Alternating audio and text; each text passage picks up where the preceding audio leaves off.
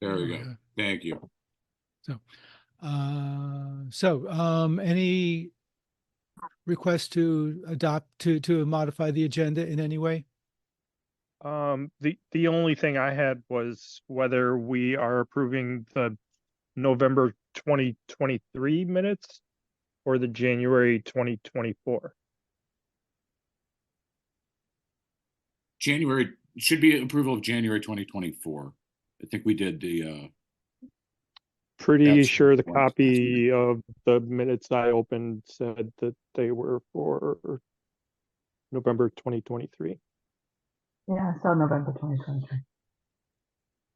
And I opened that from the board meetings folder on the shared drive. That's what I see too. It might have been a copy paste kind of error. So we do not have the January 24 minutes. There are they should be in the file, you know, they get done like during the course of the meeting. Are they in the January folder or the February folder? It'd be in the January folder. And they'd be labeled draft minutes.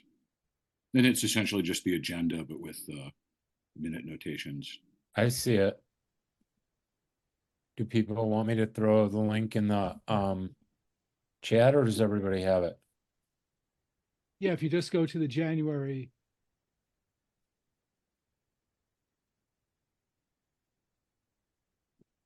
Okay. The action items look correct.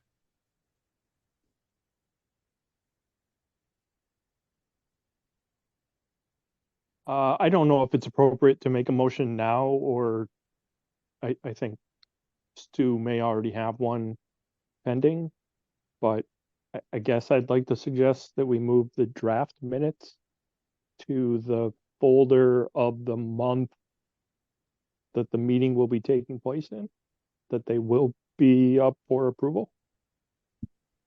That's probably going to be more convenient for people to track rather than go back and forth between two. Yeah, if you can, Dan, if you can put the annotated. I would suggest something. I would like to alter that proposal because you can make a copy of it in the February folder, but the original file will remain in January of the meeting that in the month it was held. But you can do a shortcut to it and put the shortcut in the February folder for the vote, and then it'll go to the same file.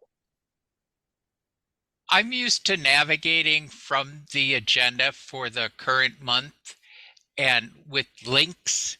So, for example, for this agenda item, approval of the draft minutes, there would be a link to the proper document. Oh, that makes sense, Laura. That would make it very handy. And the same thing with the reports. I notice only a few of the reports are linked this month.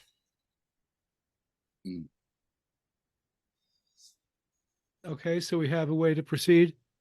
Yeah, I think so. Okay. I'll get together with Doug and we can do Yeah, let me know if you need help on that, because I know exactly what Laura's requesting, and I know easily how to take care of that. So let's meet on that this week and we can clean that up. yeah, I like that. And that way for March, we can make sure the February draft minutes are in there and get the links to the reports in too. Are you looking for a motion to approve the minutes? Once we've got this resolved, yes. Was that not a motion? It is. I couldn't tell. I was waiting till knowing if it was resolved or not. But it I sounds think like so. it was by the I think silence. so, yeah. All right. So yes, I'll move to approve the minutes. Yeah. Jeff moves.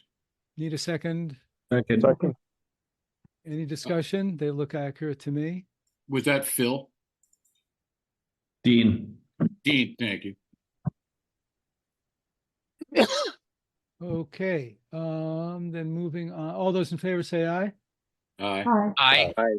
Those opposed? Okay, it's approved. To my knowledge, we have no communications from the public. We have a member of the public, but I don't believe she's communicated anything that she wants related. President's report, not much that won't come up in the normal course of discussion. Executive committee did not meet. The mural team project report, which I don't see a link to, but which we received. Various forms. I see Patrick is with us. Patrick, you have the floor.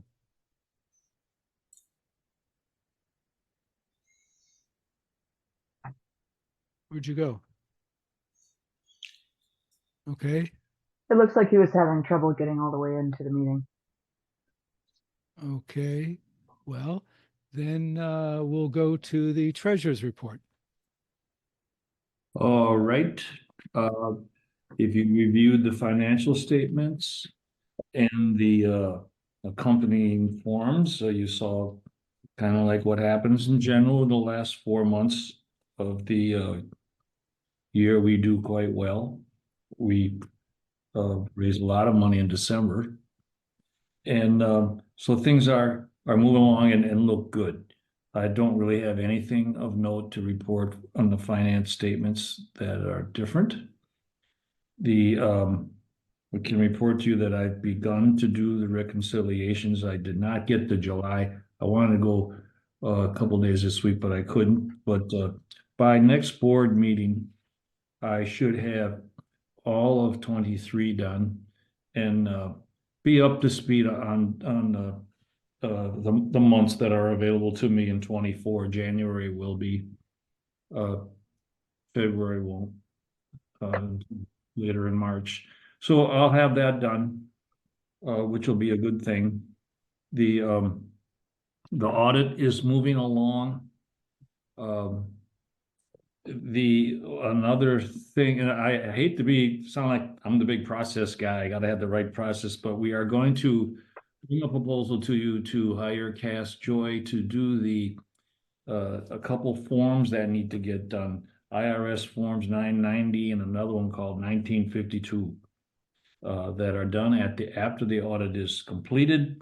Sometimes you can get the auditor to do them. Cass is a CPA, I believe, and has done them in the past, very familiar with them. She's done them several years for us. And she does it cheaper.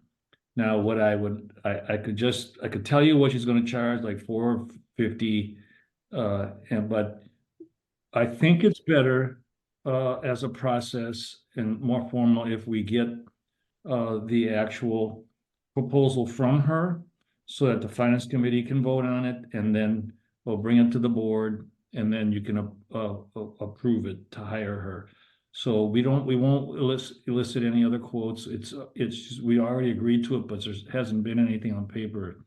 Unless, Doug, you received something, Stuart, are you? Well, I thought there was email in which Dave was involved that seemed that I thought was meeting with a formal proposal. What it is she just emailed us back and said she charged $450, but I would, okay. If that's good enough for all of you, it's good enough for me. I mean, that is about as formal as it's gotten in the past with Cass. I don't believe we've ever received a formal proposal other than her emailing a quote and then us accepting it. Okay, I'm okay with that. Formality would be that she actually sends a proposal like we did with the auditors. But she's been doing it in the past like this, as Doug says, and I'm okay with it. So if the board has no objections, Doug, would you read what she proposed to us? I don't have it in front of me. Can you find it quickly? I believe it was I'm on a cell phone and I'm taking notes for staff, so it isn't terribly easy for me to do that. Let me see if I can find it. Might be able to find it here. The proposal is 575. 57.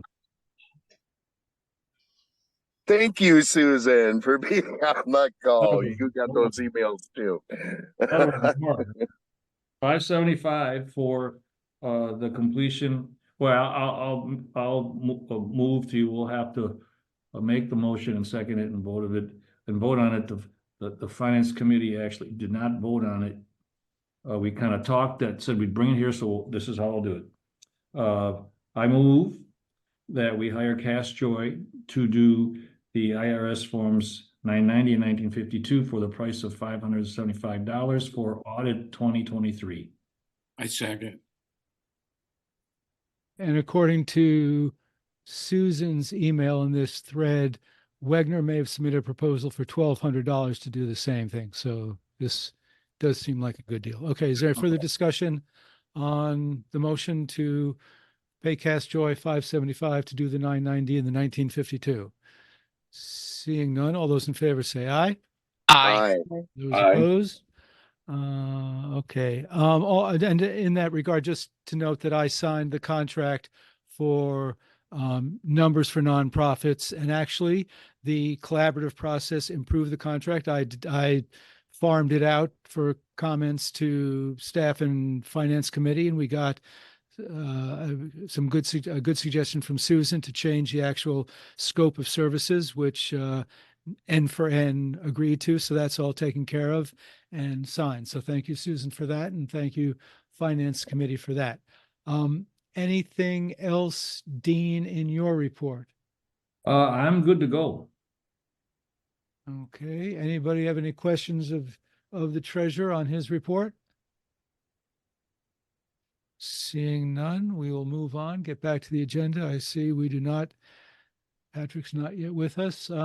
Staff reports. And before I do the staff reports, I appreciate the fact that staff responded with alacrity once I sent the reminder email, but this really is important to the board that we receive these reports by Friday, so that we have time to process them over the weekend, and we have time to ask staff questions on the Monday or the Tuesday or the Wednesday morning, and not suddenly be reading reports on Monday night and not being able to ask a chance. So we've said that frequently, and we mean it. A question for the board is, are we getting what we want in the staff reports? The staff reports vary somewhat in their focus. And does anybody have any comments or reaction at this point on whether or not they're getting what they need as a board member in the staff reports, or have suggestions on how they could be more productive and helpful to you?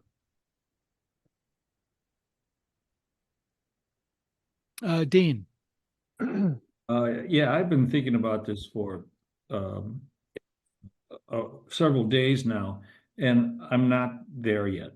I have just some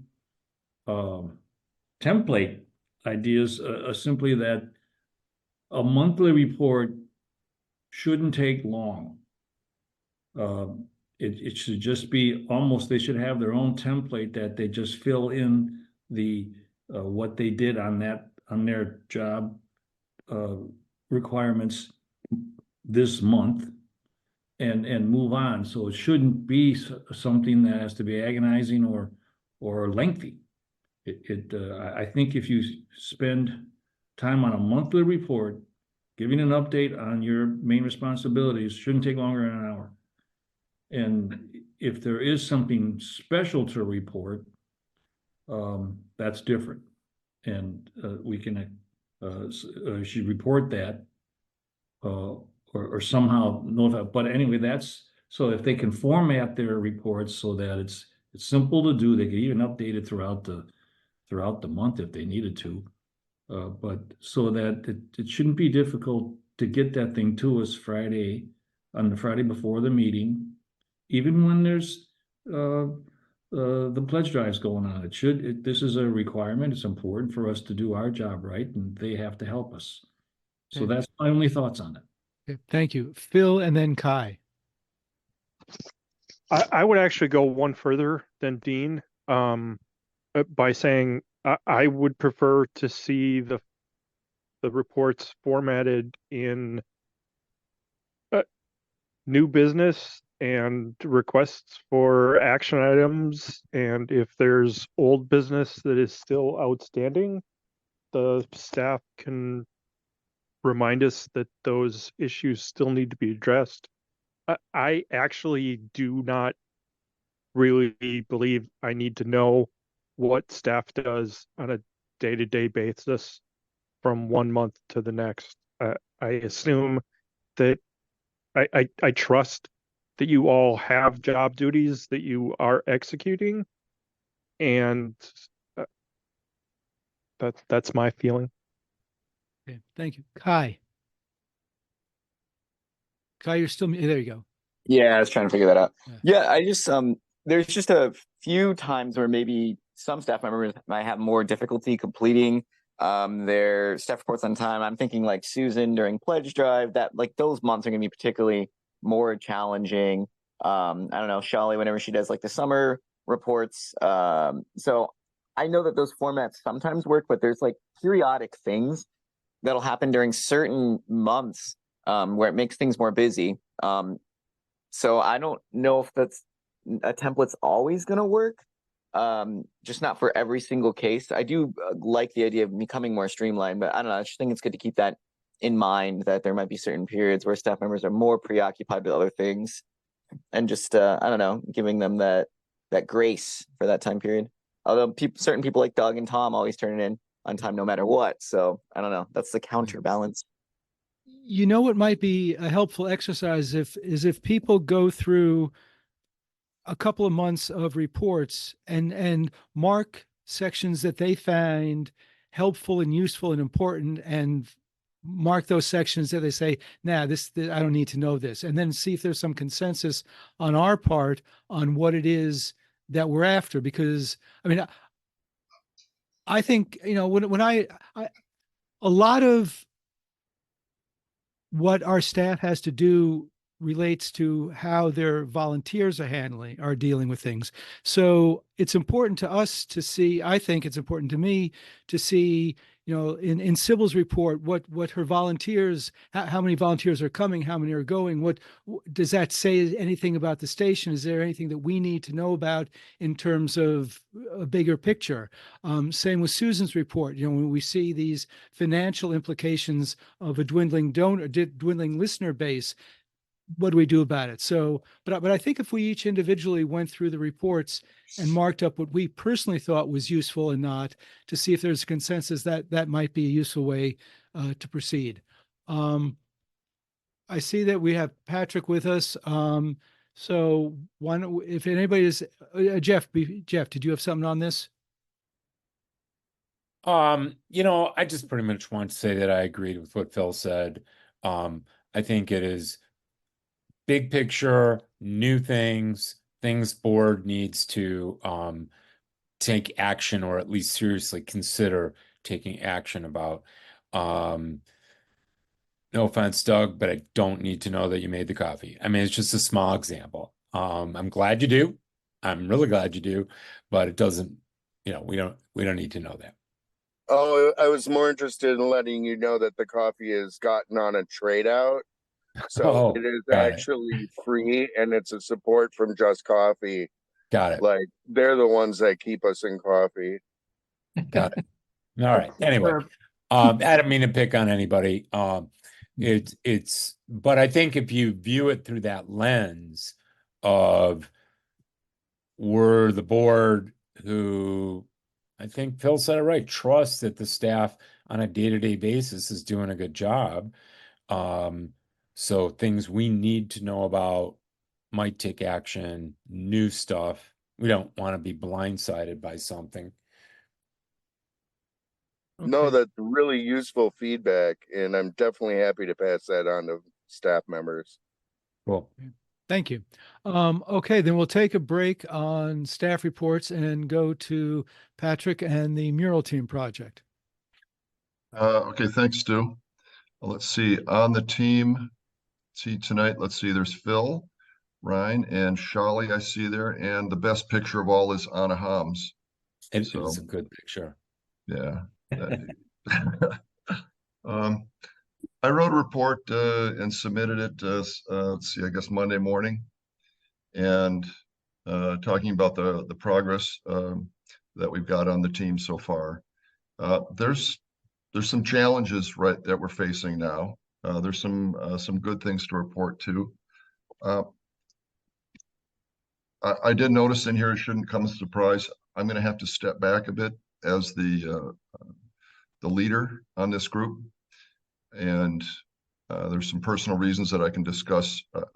I'm not a big fan of Zoom. I know people debate that all the time. Anybody want to talk outside, I'll come to the station or anything in person. But for Zoom right now, just to say that I have to step back a bit. I think the project could benefit from other leadership. And my style is, I'm kind of driven. I used to do this kind of stuff where everybody got paid and we're held accountable, and everybody else has got other things doing. They're volunteers or you got other business. The call to artists is, I think, the one thing that we've really been waiting for more, for me personally, more than anything else on this project. Just to recap, the critical timeline right now to try to get this done this year is to bring an artist bring artists in, select an artist, get an image or something that we can go to apply for a grant, the facade grant, get that approved, and then proceed with the project with the concept that we have. So the timeline, there's a few steps in there, and it's gotten pretty tight now. But we had hoped to. My number one thing was to get that call to artists out, and then also a brochure.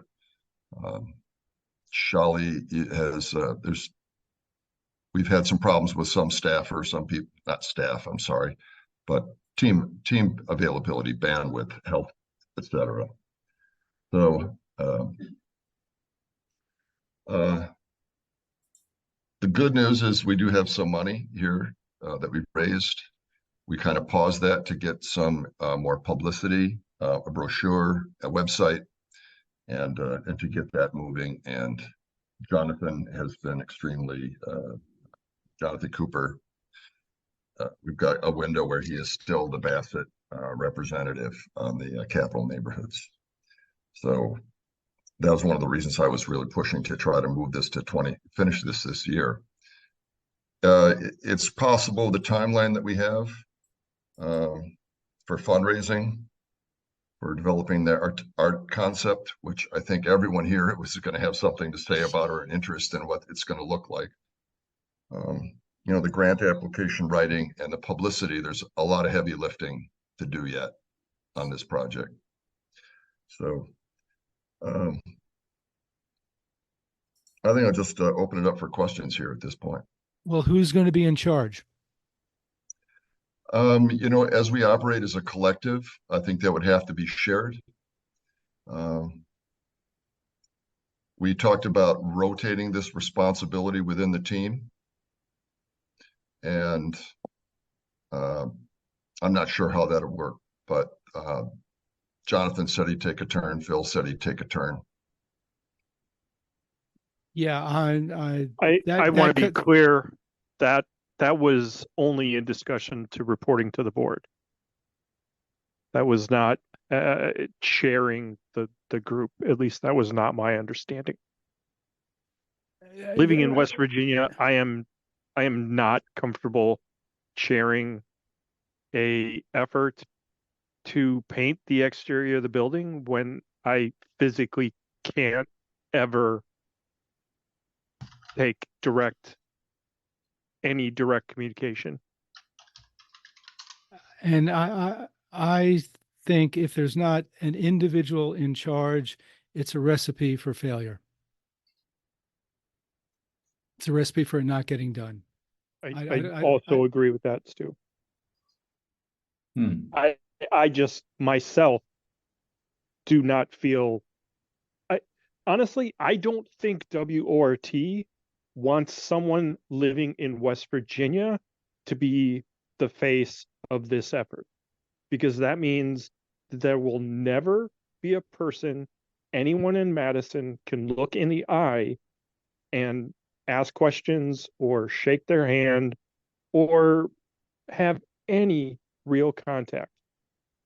Some of us are uncomfortable meeting over Zoom. I can tell you that I would not want to be in a position to seek donations from someone I had only ever met over Zoom.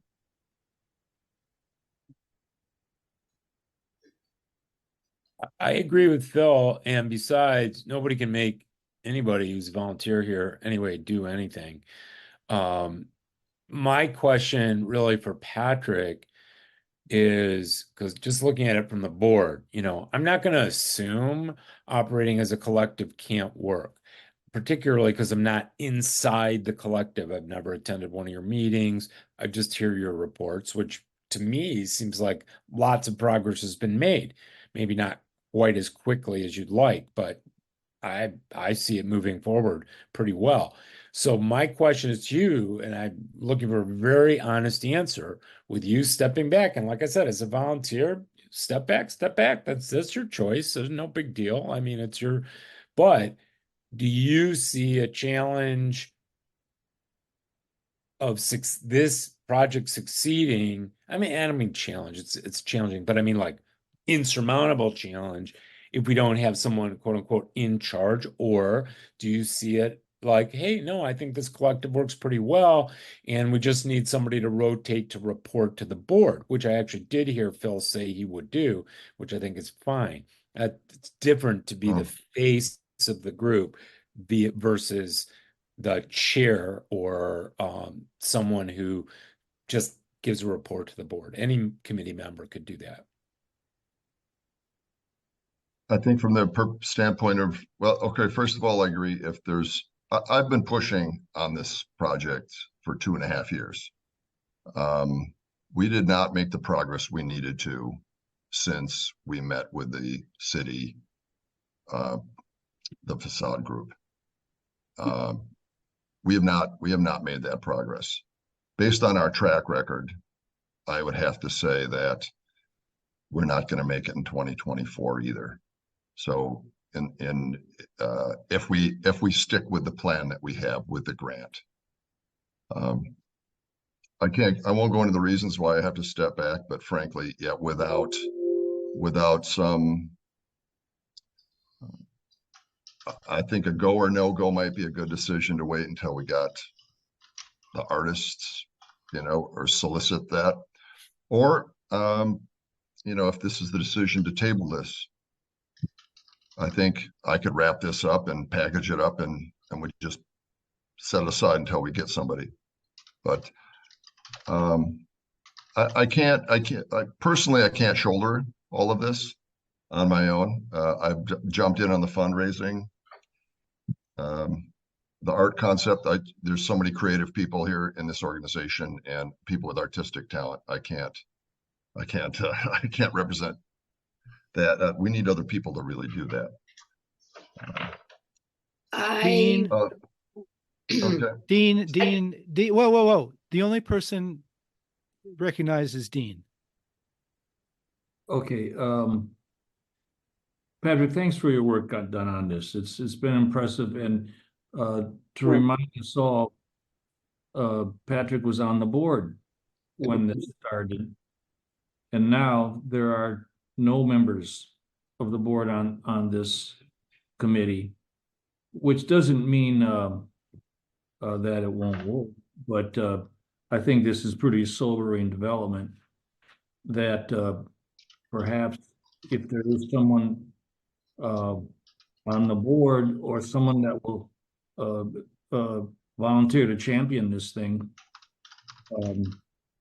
it may not, we may just be continuing to spin wheels, which is a waste of everybody's time.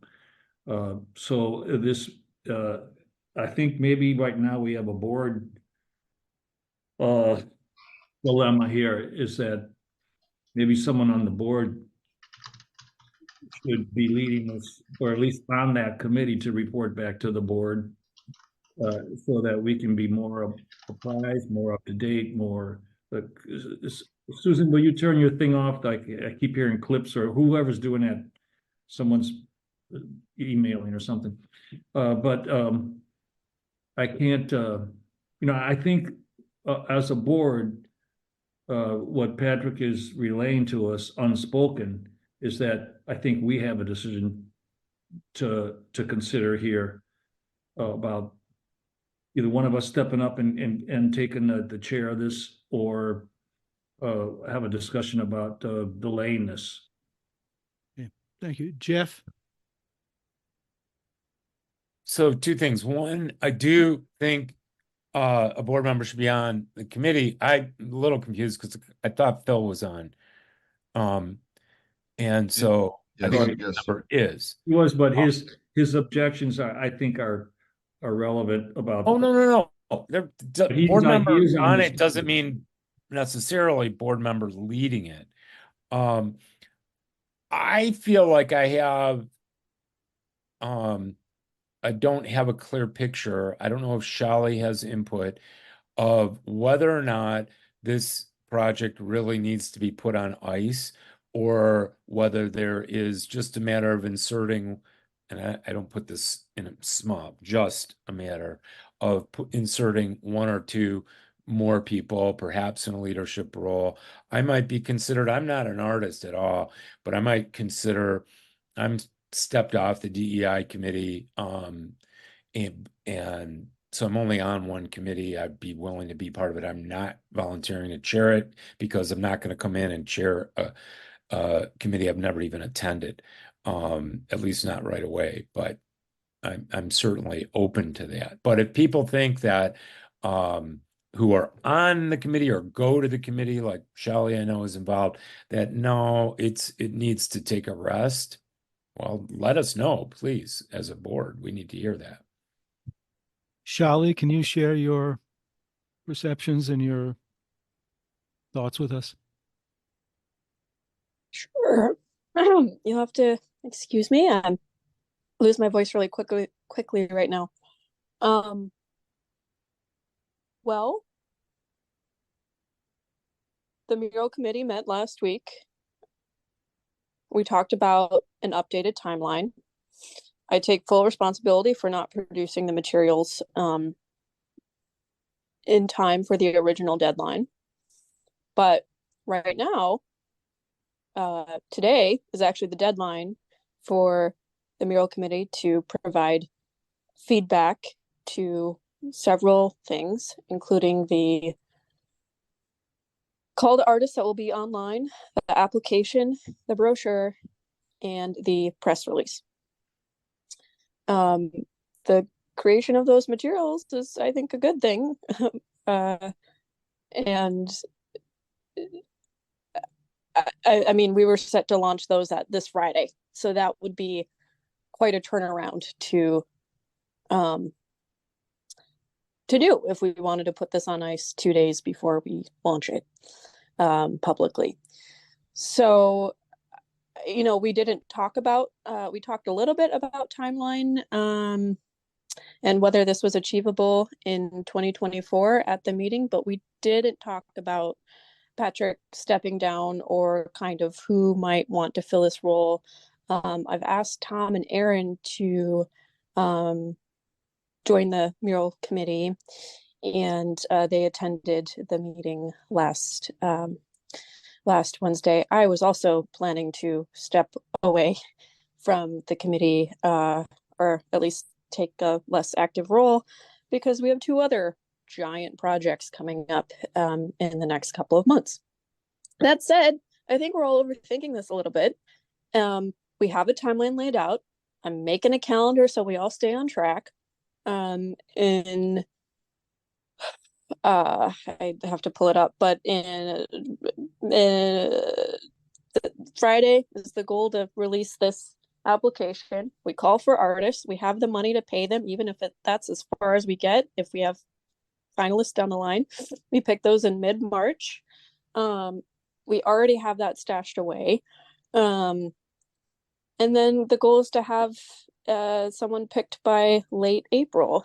And then using that design, we submit a refundable grant to the city, which is some time spent preparing an application, but I don't think someone just needs to take charge of that.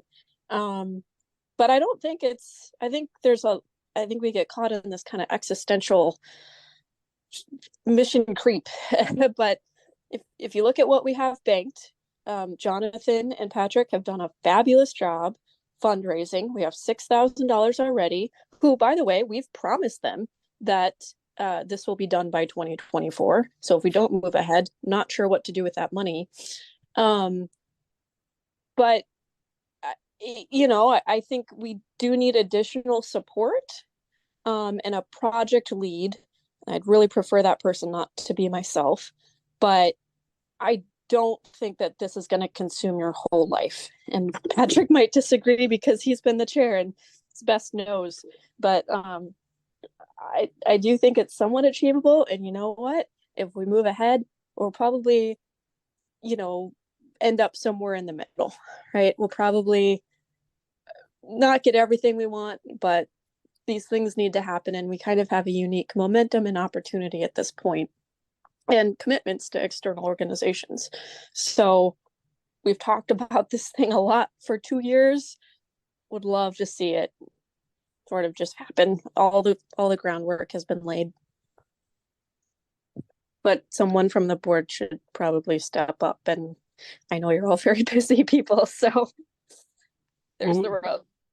Thank you. Would Jonathan be interested in chairing during this immediate period, Patrick? I had talked with Jonathan, and he was not willing to grab on. He said that he would, when I talked, he said, if you step down, if you leave, this project's dead, in his opinion. And I said, well, I could stay on this, but I can't put my arms around this, follow all the tasks, and keep everything on track and coordinated. I can't do that at this time. Okay. Okay. So I'm not walking away from this, but I cannot continue in the leadership. I expressed this, I think, Shali, when we had this last meeting. First of all, Shali, thank you so much for what you've done on this. You grabbed a hold of this. I mean, we lost Ashley. Marie is largely gone. I'm not going to, I thank everybody for what they've done on this, but you had we had 3 different names on art on putting this advancing this artist program, and you were not one of them. And you grabbed hold of the whole thing and to put this whole package together. So well, she's not going to continue to be the driving force. So we need to identify who that's going to be. I don't have that answer right now. My suggestion, I don't know if you want to go with a full-blown press release at this point, but given the money that we have, there's only 4 donors. All of these were people that we knew, to have a brochure to make donations. We can put wording in there for later. To have a brochure, to have the brochure, we went a long way to get the brochure, and the call for artists took a long time to get this point. I think we should ask artists, professional artists, to come in here, and expectations are already out there of a lot of people. We should talk to the artists at an absolute minimum. So to get this out here, and I know how WORT works, in the next 2 weeks, you're going to do nothing but pledge drive here. Everybody's going to be up to their ears in that, and nothing else will be get done there. But if you put that out, now they've got 2-3 weeks, a few weeks till early March. We could meet again in March and talk as a team, or if somebody wants to step up. So nobody's just going to have to grab this up right this moment. But that would be my suggestion here. Okay, Shali? Sooner or later, we're going to have to bite the bullet, right? One suggestion would be, if we're all maxed out, everyone's busy, I'm busy, you're busy, we are all busy, I totally understand. We do have $6,000 raised from donors, and that's to go toward the mural project. And if this is something that we cannot do on a volunteer basis, the traditional WORT response to those types of jobs is to pay someone to do them. And I can think of a few people at WRT who, if asked to do it on a paid basis, would happily project manage this and move it forward. I don't think that's necessarily a bad way to go, right? We've promised this commitment to donors already, right? We can't really undo that. And to do it this year, this person could actually spend time seeking donors and relieve pressure off of Patrick and Jonathan. And it's like a little mini capital campaign. I don't think that's the worst idea. A question about the money. Is it pledges or is it actual money received? It is actually money sitting in a separate account that Mary Joy has. Yeah, I see Dean from the finance folks here. Yeah, it's actually in a separate bucket. Okay, thank you. Phil, were you still seeking recognition, or was your hand just still up? No, I have been waiting for a Sorry opportunity to speak. Sorry. Go ahead. I have a number of things that I would like to say. One is that I have been participating in the mural project meetings on an active basis. I plan to continue to do that. My only objection to taking on the leadership role is the fact that I simply cannot be present in Wisconsin. And I don't feel that's the best foot for WRT to be putting forward when this is going to be a highly publicized, community-driven effort. However, I do agree with Patrick and Chally on the work that has been done to date, specifically in terms of putting together a call for artists and a brochure. And we are working on getting up the webpage application. And I think all of that is progress that should not be abandoned. I believe the timeline that we have established is that we would put the call to artists out this Friday, hopefully, and they would have until after the pledge drive concludes on March 10th to respond. And at that point, we can see just what we're dealing with in terms of artistic response, and hopefully maybe have some idea of the amount of money that we will need to raise through the facade grant, which, as several people have mentioned, the city will reimburse up to half of the costs, up to a limit of $40,000. And my last paid position was as a grant writer, so I do feel comfortable working with the artist to put together that application. However, the information that the city of Madison wants, the application cannot be developed without an artist who is identified and able to share at least a portion of their artistic design with the city of Madison. That is part of the way that they are going to make their decision on whether or not to approve the grant application. Okay, thank you. Chally, is that a new hand, or was that up from the last time? All right, that's an old hand. Okay, then Dan, Dean, and Laura. Are these committee meetings on Wednesdays? Or what's the committee meeting time? Right before finance. Is it right? I'd like to come and sit on this too. If it's right before finance, like that's, I'm in the building right around then. I think this isn't, an interesting and important topic, and I happen to like be, my current sphere brings me around then. That'd be great. Yeah, I'd like to come and hang out. I also want to say that I got a weird, I'm going to show and tell you guys something. I got a weird package in the mail from a girl.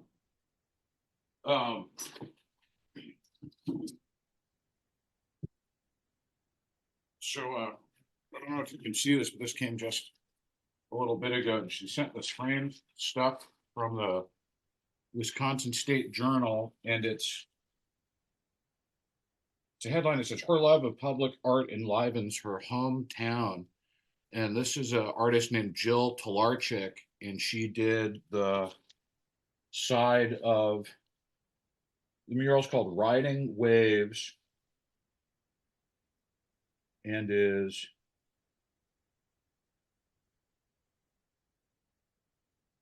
on the side of a laundromat somewhere. But at any rate, I think that people are like talking, she lives in like New York or something. And so like, I think people like kind of know that this has been kicking around and is in the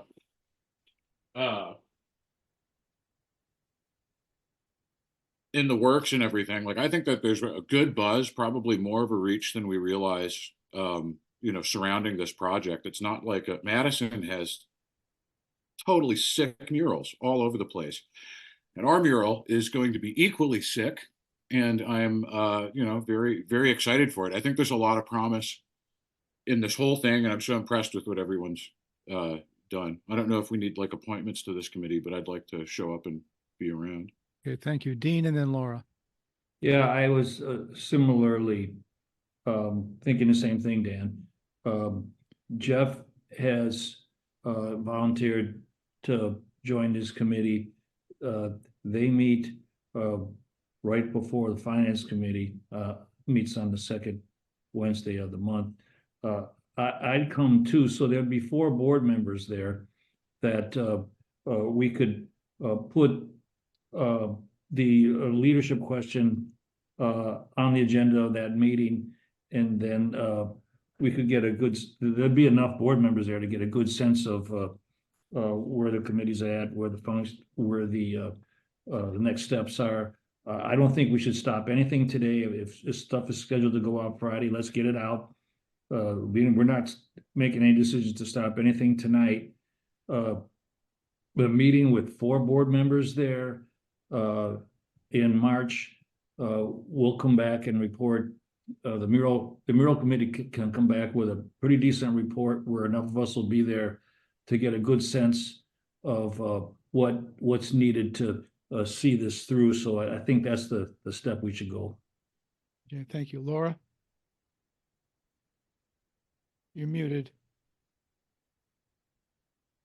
Pardon me. I think Phil and the rest of you have outlined a way forward, and I would not like to see things that I don't want to see that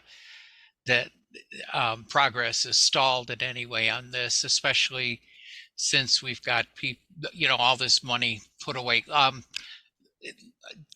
I guess my point is we could have someone working out of state, Phil, to guide the project and not be the face, the Madison face of the project. I think if we divided up duties like that, it might make it easier for someone to step into a leadership position.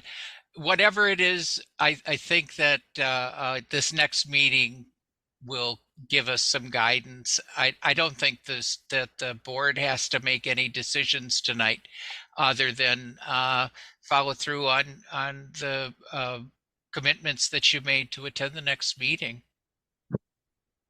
Okay. Shali, again, is that a new hand or an old hand?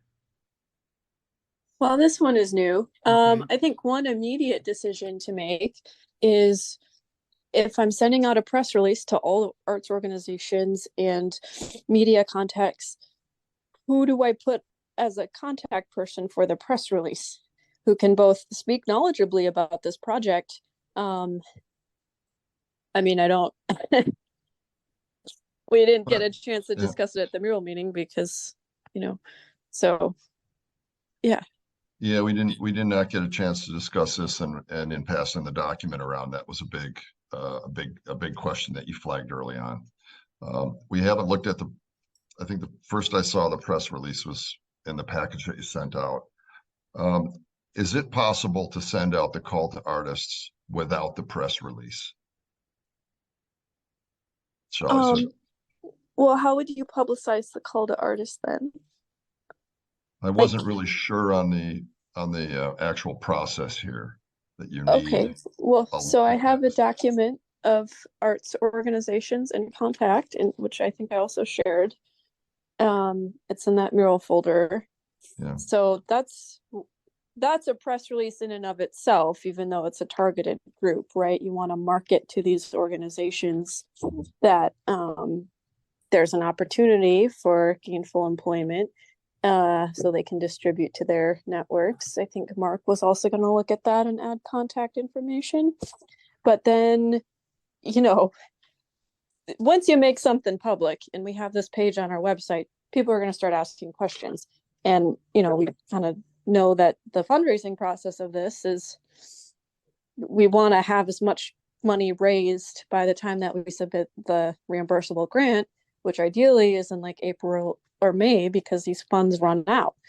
So, I know you wanted to do press early on in like September, October, November, and I really pushed back because I didn't think we had our ducks quite in a row to speak to it about that. But I think now we do. And that would really help with our fundraising efforts, in my opinion. So, I could send out nothing, but then I'm not sure how we'd get the word out. No, you go in or you don't go in. Laura and then Dean. Would Phil be able to take this role just to be the contact person, not necessarily to assume leadership?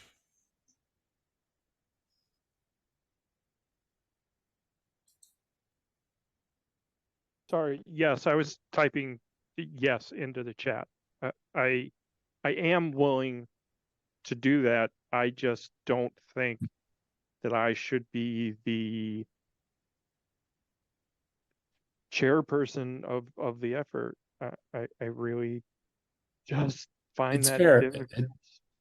It's fair, Phil, but I think Shally had a very targeted question, and I think you answered it, Phil, and I think we can move forward like we were discussing. Well, let me go next. Lower your hand if you're done talking. Stu, you're the master of the queue. Go ahead. Okay. Okay. For a while there, I was kind of concerned because if the decision was made to send out materials Friday, but no contacted person attached to it, you weren't done. Now it seems like we're done. Phil's done that, and as far as leadership question going on into the future, hopefully we can resolve that at the next meeting. But if Phil's going to be the contact person, he's in. Then is there anything else unresolved on the stuff that has to go out by Friday? This isn't where you're supposed to resolve that. You're supposed to have that done in the committee and then tell us what's up. So if there's anything else you were bringing down now just for this time, and then the leadership question, hold that off until Wednesday, the next meeting. Again, Shally, is that a new hand or an old hand? Sorry, I just wanted to quickly point out that, okay, so we have 3 staff members and 4 board members on this committee. I think it's awesome if Phil takes the lead, and then for anything that requires in-person stuff, you have 6 other people you can rely on to get stuff. So I think this is a great plan. Thank you. Okay, so we're resolved on this then? Yeah, understand that Phil is not going to be the leader. Right, we got that. He'll be the contact information. That's what's happening as of Friday. Okay. Everybody know what the next steps are? Okay. Okay. Okay, I'd like to say one thing here. When we have this meeting, I'll send out a notice, or Charlie's been pretty good at that. If anybody is in the building or near the building or here, I'd like them to be in the room. I'm not a fan of Zoom. Zoom is a wonderful tool to get us through COVID. But when you've got 3 or 4 staff people, they got to go in, they got to show up. Have them have a cameo. We can accommodate it. I appreciate Stu, you accommodating my schedule here and giving me the cameo that I need. But if we have a meeting in the station, everybody on this team, except staff, is there in person, except for Phil, because of course you're remote. So that's my request. I think that's a reasonable request. And if people have other things that they really have to attend to, that's great. But if you're on the team, show up in the meeting, show up in person. I see more hands. Left to right, Shally, Laura, then Doug. Sorry, I'm just gonna have to duck out, unfortunately at this time, but let me know, Doug will let me know anything else, and Phil, I need your contact info. So, thanks. Thank you. Laura, then Doug. Just a quick note that the mural report is not in the monthly folder, the February folder. So if somebody would move that in, I'd appreciate it. Yeah. I went to board and I went to reports when I filed it on Monday. Yeah, no, but you sent an email, but it's not in the folder. Doug? Yeah, just to respond about the nature of the mural meetings. I can speak for those 2 fellow staff members who have joined that neither has a problem attending live meetings. Okay, anything else? Seeing once, twice. Okay. Thank you. Good luck. Right. Thank you. Thank you. Good luck. Okay. Moving on. Let's back to staff reports. Let's see now, going down to see, let's take the people who are here. Doug is here. Doug, anything you want to call to our attention in your report? First, I just want to say, that's a hell of a logo Doug designed for the WORT stock. I mean, come on. I mean, that was outstanding. Well, you know, I was a graphic artist for a good 20 years, and it's good to stretch those skills sometimes. At what point did you get the inspiration that, oh my gosh, I can do instruments for the letters? Well, actually, there are typefaces that are made out of musical instruments. Okay. So I was looking at the typefaces and I was like, I don't really like them. I think I could do better. So actually the only letters in the logo that I pulled from something else are the R, which is actually from one of Susan's microphone designs. So that's actually from an old pledge drive. That is the microphone that appears on several of our swag. And then the drum. The drum is a piece of free clip art with no rights or acknowledgments needed. But all of the other letters I created in design. Oh, very nice. And I trust that is now the permanent design. Oh, that is the brand. That is definitely the brand. Yeah. I have had such an outpouring of, like, once I put it on Facebook, I have personal friends going, oh my God, that logo is awesome. So yeah, I'm really happy. Yeah. The only other thing from my staff report is that I believe there are some board members remaining who have not responded to the doodle poll for the board and staff retreat. So if you have not had a chance to do that yet, please go into my board report, click the link, and choose a date. And the big date right now that looks like it's in the lead, where everyone said they could make it, including Jeff, is Saturday the 13th of April. So definitely especially look at that day, because that's the only date so far that doesn't have any no, I can't make it. And it's one of Jeff Burkhart's dates. And just to be blunt about it, you've all had the chance to fill this damn thing out. So please today or tomorrow, go to your calendar, say, can I make April 13th? Yes or no? Because we want to get this done. We want to make this happen. Yeah, and I believe all staff are available on that day. Okay. Anything else on your report that you want to call to our attention? Just that I actually do have a lineup now. It happened after I submitted my report. So I've got posters up in the lobby and elsewhere for WORT stock. So it's going to be a fantastic lineup. I'm really excited about it.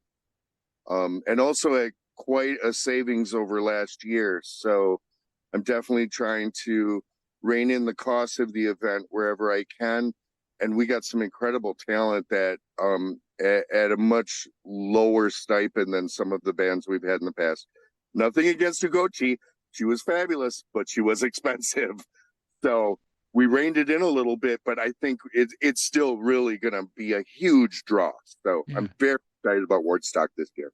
Yeah, and I don't think people's no-go is based on who's playing. I think it's pretty much, it's a nice day, I'm going to the park to listen to music and drink beer. Right. The great thing about this year is we have a lot of bands, both local and regional, that are big draws outside of our listeners.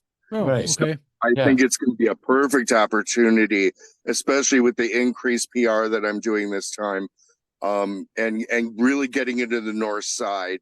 I think it's going to be amazing this year. I'm really excited. Opportunity to grow our audience. Okay, well, let's just hope for good weather.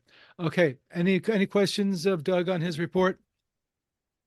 Okay, seeing none, the next person who's here is Susan, whose report is A, very detailed, and B, very important. Now, Susan, we don't have, this is not the time to have the open-ended, okay, what do we do about it?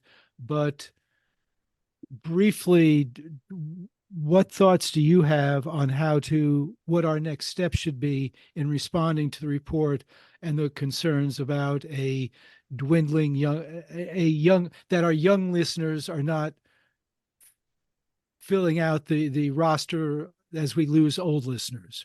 And we do not want to have a sustainability based on old people dying and leaving us money. We would like to have some other means of some other revenue source. So Susan, how do we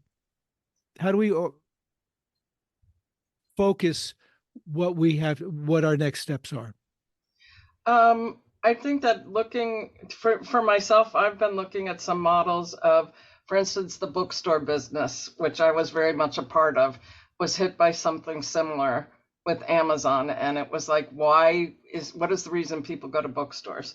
I look at the Arts and Literature Lab that has taken a lot of little things and put it under one big building and stuff. I think this is a discussion I hope that we'll have in the staff board meeting or in a separate meeting. I think this is really important, and I'm doing more and more research to try and get as deep as I can into giving all the stats needed. But if you ask me what I think we need to adopt a model similar to the Arts and Literature Lab and become more than a radio station, just like the bookstores that are surviving are more than bookstores, they're community hubs.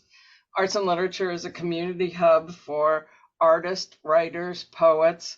And I think we're going to need to turn into something like that, where we have space available for people to come in and do podcasts, that we train people to be engineers. It's just going to have to be that kind of audio meeting place of all kinds of things. And I think it would be getting, funded similar to Arts and Literature Lab by the city of Madison. And that's my idea of where it's going. And I also think it's going to, in the very near future, I would say 5 years, if I'm looking at it with all the stuff I'm reading about the internet and cars, all cars in 2025 will have the internet, that we eventually don't look at it as a failure to become an internet-based radio station. That's just the way things are going. That's how it's going to be. And I would hope that we spend some time in long range planning and looking at what does that mean if that's where we're headed for where we're putting our money. Like Okay. great that we have the boards, but at some point we have to think, what do we need to do to shore up our eventual changeover to, internet. But anyway, I have a lot of thoughts. I don't think this is the time. We've had a very long meeting already. I definitely, the next report that I do, I have a bunch of things that are basically the implications that I see and a long range idea of, last year was one of the first years where my department took out in less money than the year before. It was also the year that I recorded more donors dying than our new donors. More donors died than what we added in new donors. And when people keep telling me, people here, staff here, and board members here keep telling me we're going to recapture those younger listeners. No, when I donated in 1984 as a graduate, 22-year-old graduate student, I've been told by the people that were here back then that those young people under 30 made up over 28%, close to 30% of the money that was coming in. And when I look at it now, they make up 2%. They're gone. They're not coming back to radio. They don't own radios. Their cars aren't going to have radios in them. We can get them in other ways if we have some kind of audio center and we make something appealing and we're offering space and we're offering training for things that, but the idea that we're going to offer something so superior that they're going to go back to radio, they left radio for a reason. And I'm not seeing that we're going to get all of those young people back. Okay, that's a good summary of some thoughts. Dean and then Laura. Yeah, this Sue, your comments mirrored my thoughts because I didn't read the report till yesterday night, and I didn't really read it Thursday. I'm not prepared to comment on it because I didn't look at it as a monthly report. This was a special report, and it should be treated special. I believe that the board has to call a special meeting on this one particular issue, and then we can process this report more. Sue can get more prepared and bring us more material, and we can even reach out to other people that we feel could help us and invite them to the meeting, staff or other experts. I have similar thoughts as Susan was describing about changing our place that I'd like to bring up, not now, because I need to think about it more. I also think it wouldn't hurt, for example, to contact other similar radio stations. I don't know if, Stu, if you're going down to New Orleans again, but if you do, it might be a good idea to ask if we could have a meeting with some of what are their the OZ people and see what their thoughts are on stuff, or reach out to other community radio stations and get some of their thoughts on this, and then we call a special meeting soon to around this one issue only. So that's so like I said, this wasn't a monthly report to me. It was it's a special report, and I think that's how we should go forward handling it. Okay, thank you, Laura. This is a topic that we've dealt with in the past. It's kind of an ongoing issue. I don't know that it's a good one to handle at a board meeting. Maybe a special board meeting is a good option, but there are a lot of resources available. This is an issue in commercial radio too, and there's the Wisconsin Broadcasters Association partners with Jacobs Media to do a survey every year, and I would recommend that you look at the tech survey. There isn't a new one out for this year, but last year's was very informative. We need to be moving into more podcasting. We need to be moving into more live streaming. That's where the younger audience is. They look at their phones more than they listen to radios, even in cars. So yeah, I just wanted to say I know that we're going to have to make changes. Some of them are going to be costly. If we go into live streaming, that means video equipment. Yeah, but we have to be prepared for it. You know, I clearly we need a separate designated meeting of board and staff collectively to address this.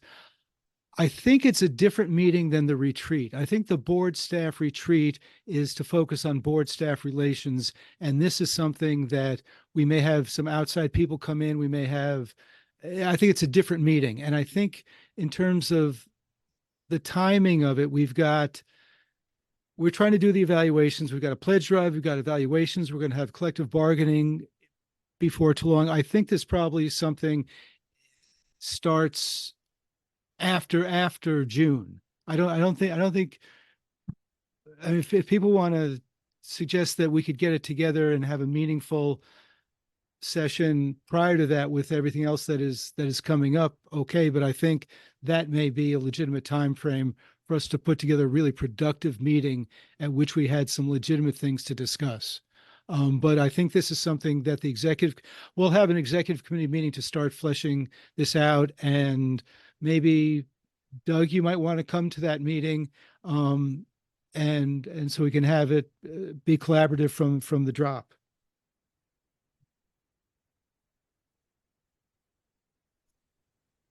Well, yeah, absolutely. Okay.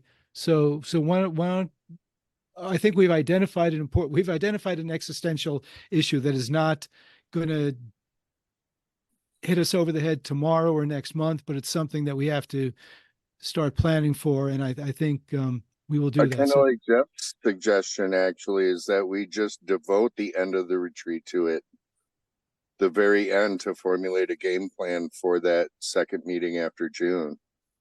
Because I think the actual formulation of the game plan shouldn't take too long. Like maybe we could devote the last half an hour of the retreat to kind of make a game plan for our long range planning meeting. Okay, sure. That would work. Yeah. Okay. Thank you, Jeff. So yeah, we got half the retreat agenda done already. Okay, so thank you, Susan, for alerting us to that.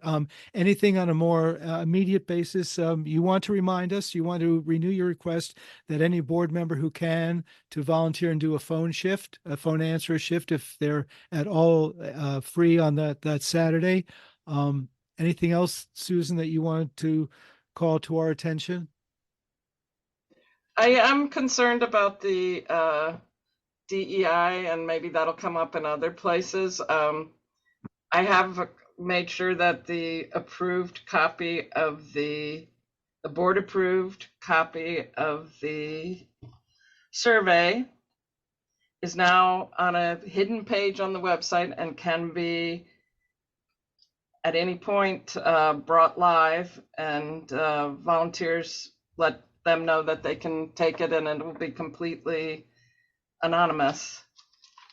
But for the last several meetings, it's been Adrian, Laura, and I don't feel there's a lot of buy-in really from the board for this. And I think for me, I'm done. It's been 5 years and I have one survey to show for it, and that just doesn't meet up with my expectations. And having 3 people that are constantly there and us constantly putting off doing anything because we don't feel like we have a quorum. I just would like to see if people aren't interested, that's okay. But to try and go forward, to try and fight what I feel like is very much not people who are against it, but just people who are indifferent. I don't think when we started this, Reverend G said to me, if you don't have 100% of your board, if most of your board members aren't on this committee, you're not going to be successful. And I laughed at him and said that, no committee has most of the board members on it. And he was like, I'm just telling you, that's what you're going to need. You're going to really need that kind of buy-in in order to make things happen. So I understand one of you guys is a volunteer. But I just kind of, and maybe it's up to Laura and Adrian at this point, because they're the two that consistently show up, but I'd love to see, more board members interested in this. Okay. Thank you. Laura? If I may, this would probably supplant any report from the DEI committee. Adrian does mention DEI in her report. DEI suffers from failure to launch. The now I'm forgetting the name of the previous committee, the work group, has disbanded. The DEI committee has not gotten buy-in from the board. I think that we're going to have to go on hiatus probably till after our retreat and try to reform later, maybe after our board elections, something like that.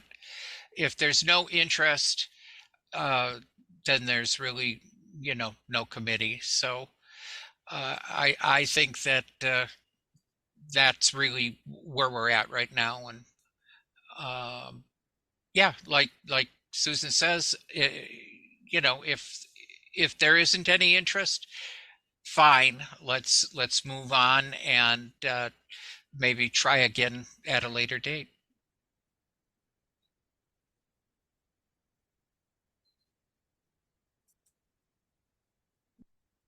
Anybody? Yeah, I have a hand. Oh, sorry, I didn't see it. No, I know, because you can't see me. I'm in a dark car. I was just wondering if it would be helpful to look outside the board and staff for additional members in our pool of volunteers and recruit for it as we do the cab programming.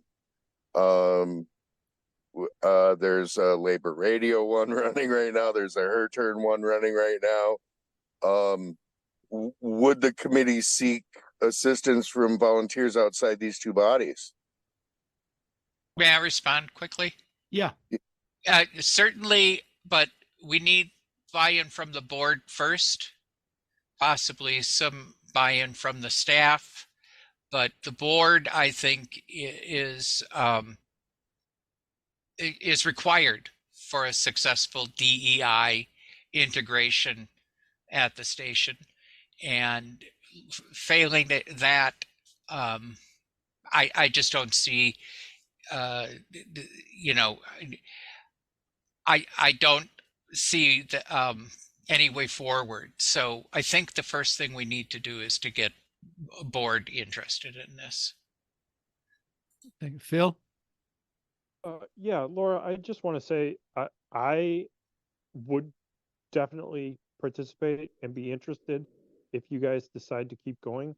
I'm going to be frank. I just didn't know that a DEI committee needed the input of another white dude in his 50s. But I certainly support efforts at more equity and inclusion. And so if simply showing up and lending an ear is a start, I am happy to start. Well, that's one.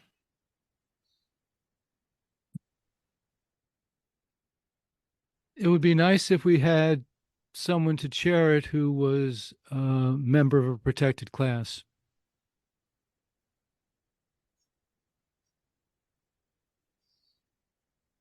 Yeah, but I think that's putting the cart before the horse, Stu. Let's get some members, and then the members can decide upon a chair. Okay. Well, the invitation is open to as many board members as have an interest to volunteer and make this happen. You got at least one new recruit. What about volunteers?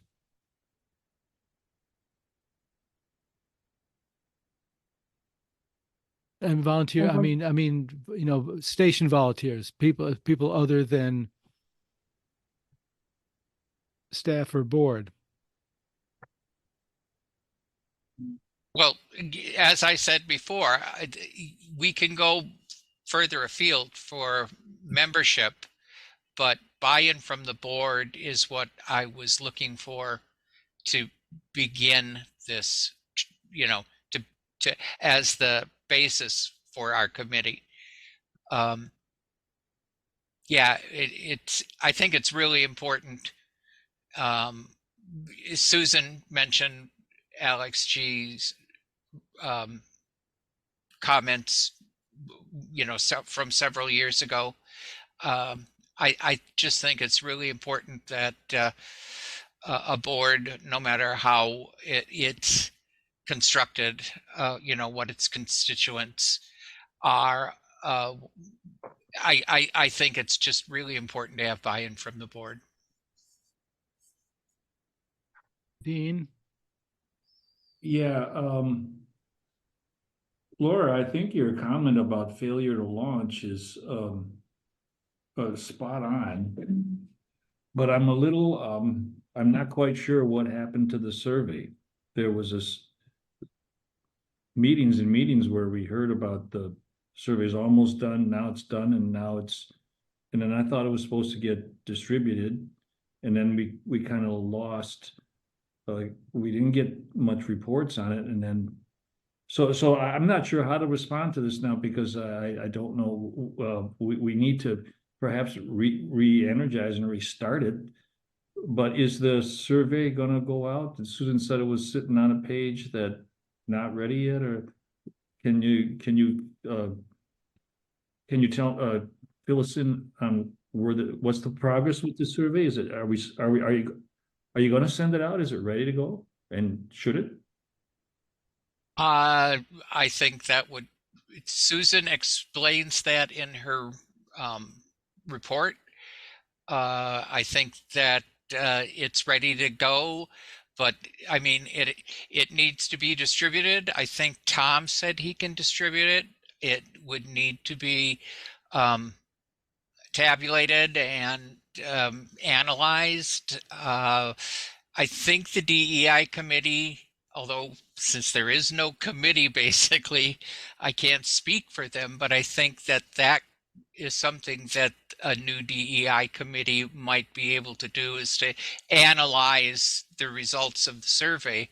But for all intents and purposes, the work group has disbanded. The work group is who came up with the survey. The work group, once the survey was finished and approved by the board, by the way. Then let's just make it live. Make the survey go live and publicize it, and there will be and that will be something for the new DEI committee to do, to process and analyze. But if the survey's done, if the survey's been approved, make it go live and momentum, and it will generate its own momentum. And you're saying that to me? If who's ever got the authority, who's ever got their finger on the button to make this thing go live. How does it go live? Do we tell Tom to make it live on the website? Do we send it to, who is the universe that is filling out? Anyone who just stumbles on it on the website? Is there a targeted participation The thought was group? that we were going to send it to Volanounce.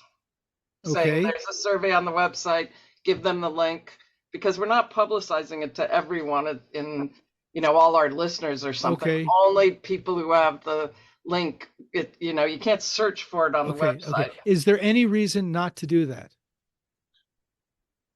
I don't think there is. Then let's like do I it. say, the board's approved it. Then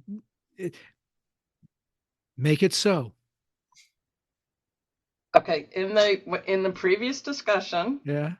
the board was the one that was inviting people to partake in this. The board agreed that they were the one that was going to encourage it. So the board was going to send to Val-Announce an announcement that the survey was, they were going to introduce the survey. Okay, what meeting did we do that at? I don't recall that. It was April 2022. I have the notes from the meeting, so I went back and looked. Now, was the survey done at that time? Yeah, you approved it at that time. Not you. The board approved it in April. And why has it been 11 months that this Well, has not you been got- called to our, wait, let me finish my question. Okay. Why is it taken 11 months for this to be called to our attention that we have failed to do something that we said we were going to do? Because I thought you were aware that when Amber came aboard, she had major problems with it, and it became something that she kept bringing up in the meetings and asking to have postponed. What I don't think the survey was done 2 years ago. There was not 2 years ago. There was stuff going on. Anyway, okay, it's done now. it's It done. doesn't matter if it's done then or now. Now it's done, and we need to get it to the people it's supposed to go to. So how do we do that? Oh, okay. So apparently what we do is I send Val-Announce, you send me the link and I send Val-Announce an email on behalf of the board, inviting them to give us their thoughts on DEI status at the station. There was even improved language of what the board was going to say in their announcement. I can send that to you. Fine. Okay. Any reason for me not to do that? I don't see any reason. Okay. Do we need to move? I think I'll make a note of it. Okay. So, okay. See, progress. We got something done. Thank you, Susan. Send DEI Val-Announce. Okay. And just so you know, just sending it out is just sending it out. And then the results are going to have to be tabulated in some manner. Right. That's when the DEI, that's when people get an interest in DEI. It's like, oh, we've got results to tabulate. We got something to do. So by the time the results come in, we'll have a functioning DEI committee with more board buy-in, hopefully. Doug? Yeah, I was just going to suggest that the need for that work would make a great promo. I'm sorry, the need for... You know, the need for committee members to analyze that data would be a great thing to publicize. Even if you don't have the buy-in from the board that you're looking for tonight, I highly suggest that we start recruiting members as that goes live. Absolutely. Who's going to write that promo? Is Aaron going to write that? Is someone at DEI? Who's going to write that promo? I'd be happy to write that promo and just help. Being that Adrian and I share an office, I can write that with Adrian, submit it to Aaron, and we can have that on the air pretty quickly. There you go. Does that work for you too, Laura? I mean, I will work with Adrian. I don't know. It's my assessment that there really is no DEI committee at this point, but I'll work with Adrian. She and I have been the. Go ahead. Am I misunderstanding? I thought you said 3 people showed up to the meeting. I thought there was still 3 members. Susan, who is technically resigned, she is not a part of the DEI committee. She was part of the work group. She is not part of the committee, but she attends. So that leaves Adrian and myself as the 2 who have been attending the last several meetings. Okay. Okay. So it's down to 2. Yeah. That's. I mean, definitely, I think that would be a great endeavor to get more involvement. I mean, even if we're just looking in our own volunteer pool, but is there a place for listeners on that committee? Yes. Yeah, yes, but not at the beginning. At the beginning, I think we need to have a base of board members. board members and staff members to start off with. Because we're the ones pulling the strings. We're the ones who have to lead in this regard. Otherwise, DEI is just a bunch of platitudes.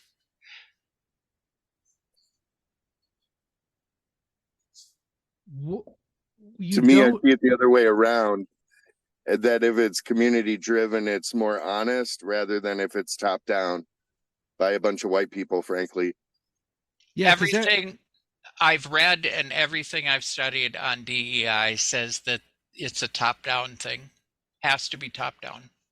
Okay, I appreciate that. Thank you. Otherwise, you just don't get buy-in. What is there for the DEI committee to do until the survey results come in? Recruit board members. No, that's no. What is there for what? But to do what? To do what?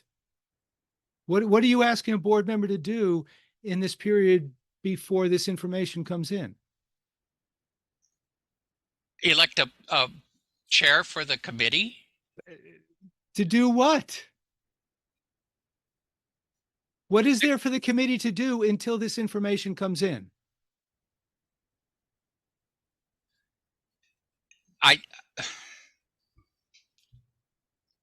Give me look. I feel like I'm being attacked here. I'm sorry, Laura. I apologize for that. I'm just honestly confused what there is for the committee to do at this point until the survey results come in. So,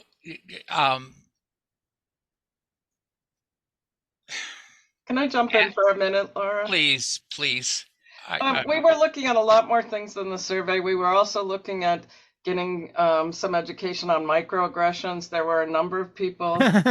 You say that purposefully after my comments, eh? That was not meant that way at all.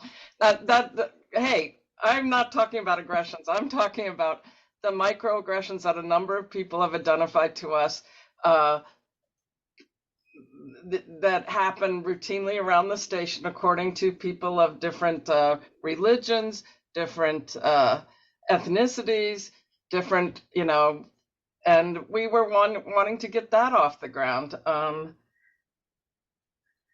There's a lot of DEI stuff. We missed out last year on doing DEI because, well, actually for this year, because we said we were going to have last year because we were going to have all of the board stuff to take care of. And this year I didn't even introduce it because the NFCB is doing major DEI work. The DEI, I thought, was going to take a look at the hiring procedures and get information from other boards about what other community radio stations. We have to face the fact that 100% of our full-time staff is white. That's bothersome.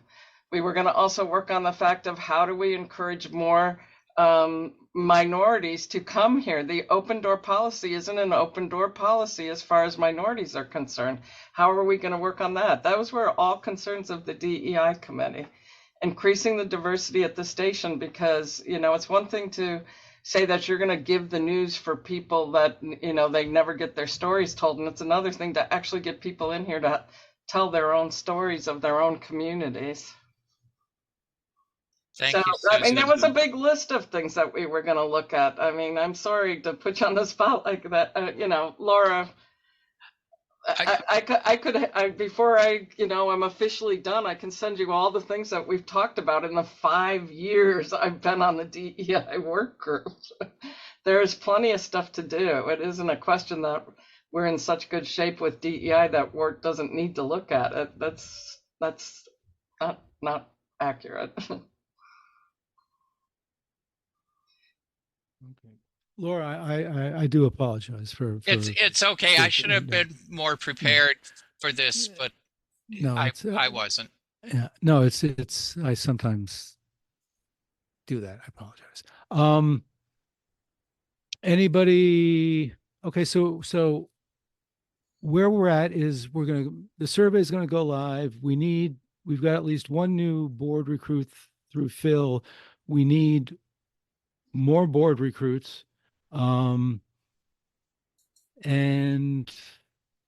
because, yeah, I mean, the fact that we are so lily white is of concern, and the overwhelming whiteness of the board as well.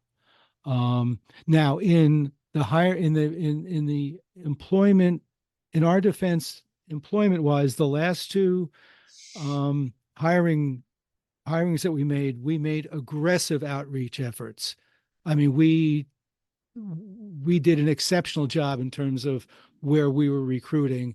Now, whether or not we get blamed for being unable to make that recruit, but we did make the effort to do a proper DEI focused recruitment for the last two positions. But that's the kind of thing we need to look at and to analyze. Can we do better? Are there other things we can be doing at the same time? Are there ways that we can encourage more involvement from a community that is more representative of the broader Madison community than what we have? Not only the people who hold those positions, but also our programming. Yeah. Okay. So there is a lot of work here to do, and we're going to have to do it. I take it there's no next meeting at this point scheduled? No, we had our last meeting on Friday. And so as far as I know, if it's just Adrian and I don't think that there was a point in moving further. Okay. I see is a question, is DEI willing to continue with only 2 board members? Right now, there's only 1 board member, myself, and no, one staff member. Phil is volunteered. Oh, hasn't he? I considered that Phil volunteering. Okay, I'm sorry, I misinterpreted. Am I Phil? Am I correctly? No, I am more than willing to show up at the next meeting and participate in whatever capacity I can. I'm honestly hoping that's mostly listening, because I don't think you need a white dude from West Virginia solving all the problems of diversity and equality. But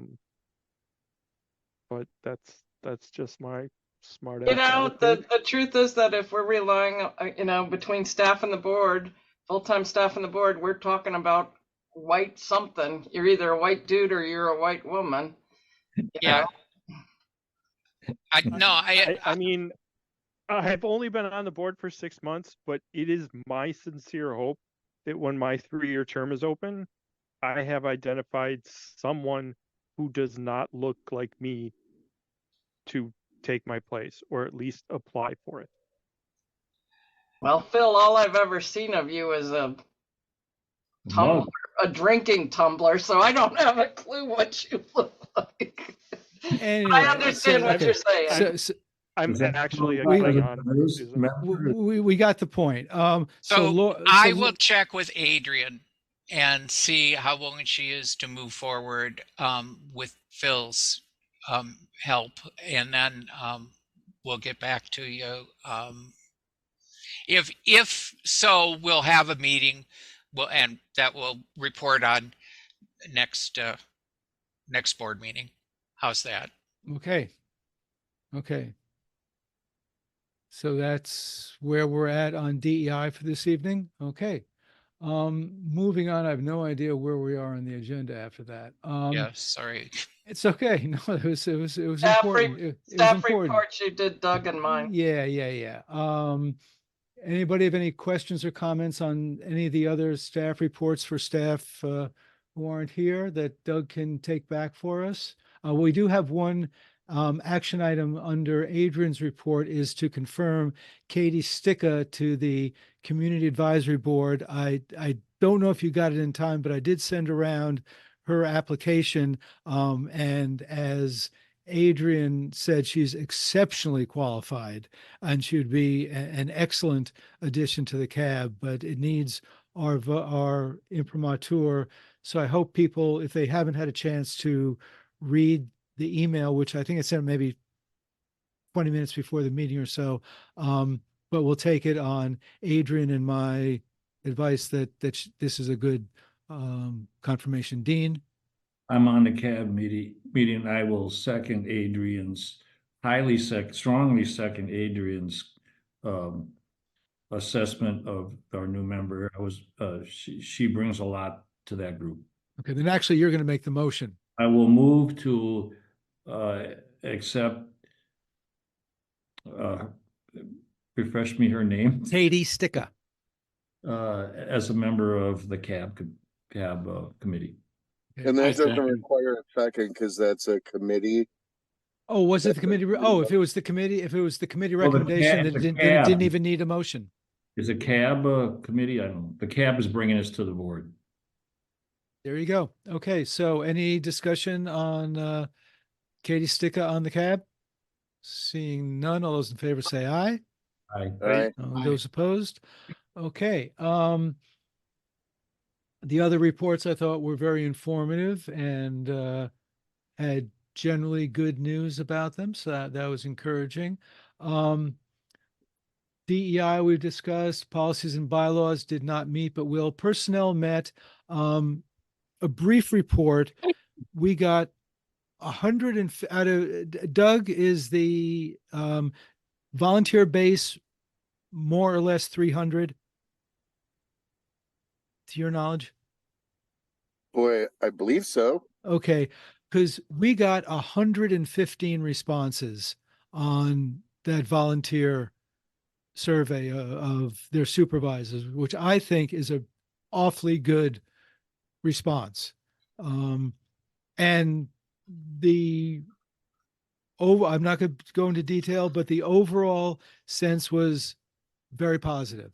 So I thought it was a good exercise. I thought the exercise worked. It gave us some very useful information, which personnel is starting to massage and draw some meaning out of, and will inform our discussions on our evaluation. It will help inform our discussions and evaluations of staff. And Doug, to take back to, we've gotten some questions from staff about, well, just how serious are you about this confidentiality on the peer evaluations? We are very serious about the confidentiality on the peer evaluations. And this is a mutual agreement that you will be honest and candid with us, and we will be confidential for you. And that is the system. The exercise depends on that.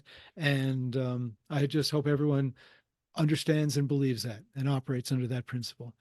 Thank you, Stu. Other than that, personnel, anybody else from personnel want to say anything about the meeting? Seeing none. Okay. Actually, there was one other thing. We discussed the issue of having board go through the same sort of filling out a form exercise that we've had volunteers and part-timers and peers do.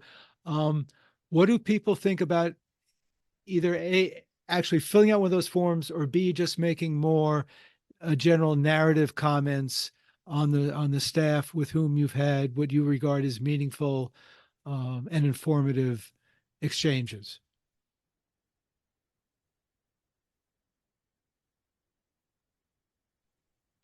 I certainly would be willing to do so, but my contact with staff has been limited. Yeah. But in terms of the two choices, filling out one of those forms with a boxes and a 1 through 5, the way we've had everyone else do, or just writing some narrative comments of the staff with whom you've had meaningful relations. Does anybody have a strong thought one way or the other? Comments for me. Dean and then Jeff.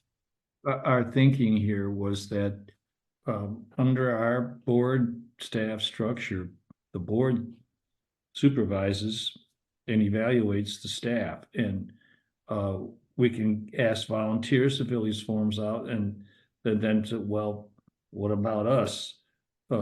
Should we fill out forms or with something in it? And essentially, a lot of us, like Phil and even some that live here, our only interaction is reading the board monthly reports and occasional interaction at if someone comes to our board meeting. And so that precipitated the discussion around the monthly reports. Are we getting enough out of them to get a true? Dean, I want to stay just on the question of. I just think an informal one without all the boxes would be best. Okay, thank you. Somebody else had their head. Jeff. I actually differ because the board is going to be finishing the evaluation first through the personnel committee, which consists of most of the board. And so we're not just number crunchers. We're collecting information. We're getting information from volunteers. We're getting information from staff. And then, of course, our own experience with the board, it will become part of the evaluation. But there aren't that many of us to start collecting forms from each of us. I honestly don't know how useful it will be. I think we're going to be giving that input as we conduct this evaluation. The thing, though, is that when personnel is going to meet, and personnel is like 6 out of 11. So personnel will have the staff peer evaluations, will have the volunteer evaluations, the part-time evaluations. We won't have those 5 other board members' evaluations when we're doing the preliminary work and meeting with, we will have met with the staff without the input from the other board members until afterwards. I understand. I'm stated my position. I'm not, okay. I'm not, we've been going at this for almost 2 hours. So I'm certainly not interested in, you disagree, you disagree. That's no, all. I just wanted, anybody else? Laura. Could we just, if board members have strong feelings, can we just maybe send a note to the personnel committee rather than having some sort of a formal box ticking or whatever? A number of us don't even have contact with staff members, generally speaking, other than, reading board reports. That was one of the 2 options. Yes. Doug. Trying to unmute. Sorry.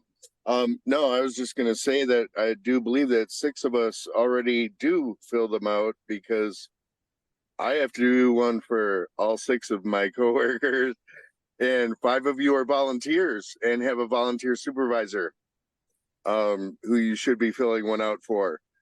So, I mean, that really just leaves our 4 listener sponsor members who, I have to say, outside of, in addition to board meetings, the committee work really is where you have the interaction with the staff members.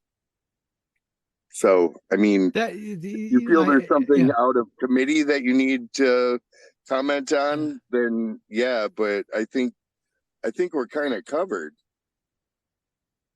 Okay. So, okay. So, well, if anybody wants to send supplemental comments about any staff member with whom they have interaction to the personnel committee, they feel free to do so. You're on your own. Tanya had her hand up. I'm sorry? Tanya had her hand up.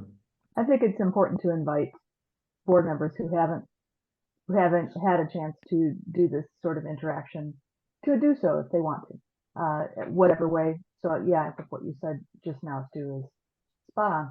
Okay, thank you. So yes. Screen went blank. Program, I think we're then down, unless personnel has nothing else. Programming committee, vote to confirm Laura Ziegler with a question mark. Who added that, and what does it mean? Sorry, Yeah. I asked Dan to add that. I was Okay. gone. Had spotty connection at the beginning, Okay. so I missed the part where I could add it to the agenda. But we have a new member to propose to the board. Okay. Tell us anything about him or her? Yeah, Them? Lauren just sent in an application a day or two ago. I could send it out to everybody if they think it's necessary, but I think the programming committee unanimously voted to add Lauren. And I think Susan knows Lauren as well. She was the one that brought him to our committee, but he has worked professionally in radio, has listened to a lot of our shows, and had a lot of great input in his first PC meeting. So Looks good to you? yeah, absolutely. Good enough for me. Anybody else have any questions Amazing. or comments? Then it's the motion of the committee. Doesn't need a motion. All those in favor say aye. Aye. Aye. Any opposed? Okay, confirmation done. I Thank you. assume there are no elections. Was there a report from Kai? Oh, Kai, I'm sorry. Yes, Kai. I was just saying aye. Oh, sorry. Okay. Boy, the boxes keep moving around. At least I think they do. Anything from the cab besides having confirmed Katie Sticka? Not. We've discussed the mural project. We've got a potential, we hope maybe date for the board staff retreat. People are going to look at April 13th and see if we can make that happen. Does anybody have any new business? Seeing none. I don't know of a need to go into closed session. Is anybody? Okay, then a motion to adjourn would be in order. A lot of people need to be like, how much sugar or like half. So moved. Was that you? Second. Were Yeah. you speaking all the time, Tanya? That because we're hearing a faint voice that I'm not sure exactly. Okay, there's a That was motion. somebody else. Okay, some strange angel. Okay, motion to adjourn has been made and second. All those in favor say aye. Aye. Those opposed. And again, for those of you who haven't filled out, checked your April 13th, please do that. And if you're available to do phone answering shifts on a Saturday during the pledge drive, that would be muchly appreciated as well. Thank you all We'll very keep much. ya. Have a good night. Who was our second on adjourning? I think Kai. Kai? Yeah, that's me. Yeah, Okay. thank you. Okay. Thanks, everybody. Bye. Thanks, Dan. Good night. Good night, Tanya.